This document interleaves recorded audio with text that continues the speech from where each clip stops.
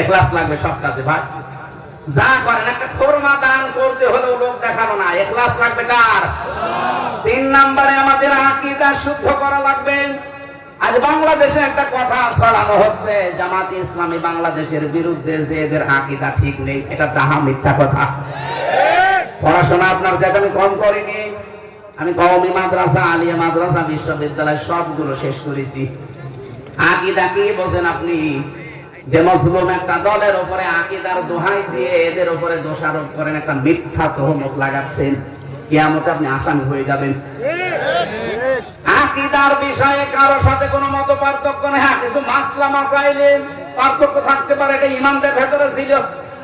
যারা মুজতাহিদ, যারা গবেষক, তারা যদি গবেষণা করতে গিয়ে কোনো বিষয় ভুলও করে তাও একটা সওয়াব পাবে, আর যদি ঠিক হয় ডবল সওয়াব পাবে।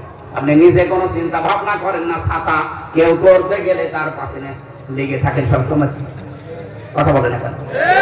এগুলো ছোট মনের পরিচয়। আজ যাদের বলা হচ্ছে এদের আকীদা ঠিক নেই, কি আকীদা আপনার?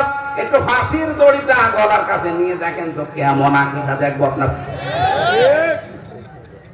4 নাম্বার, আমাদের উন্নত চরিত্র তৈরি করা দরকার। আর এটা তৈরি করতে হলে মুহাম্মদুর রাসূলুল্লাহর বিকল্প আর কেউ নেই।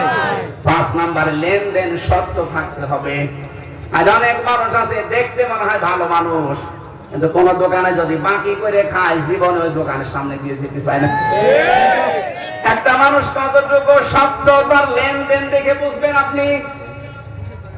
নবীজি বলেন কাউকে দায়িত্ব দেওয়ার আগে আমি 8-10 দিন, 15 দিন, 20 দিন, 1 মাস লক্ষ্য করতাম যে লোকটার লেনদেন কেমন। আজ যদি বাংলাদেশে যারা দায়িত্ব দেওয়া হয় রাষ্ট্রীয় ভাবে, যদি এইটা খেয়াল করে দেখতাম, এই দেশে দুর্নীতি চুরি বন্ধ হয়ে যেত। নৈতিকতার মানে চারিত্রিক উন্নতি, এই যে আকীদার কথা যাদের বলা হয়, ইসলামিক অর্থনীতি, যেটা অর্থনৈতিক বিষয়গুলো কেউ যদি ওলির দাবি করে, বাংলাদেশে ইসলাম প্রতিষ্ঠার কাজ যারা করে তাদের চরিত্র সবচাইতে উপরে আছে।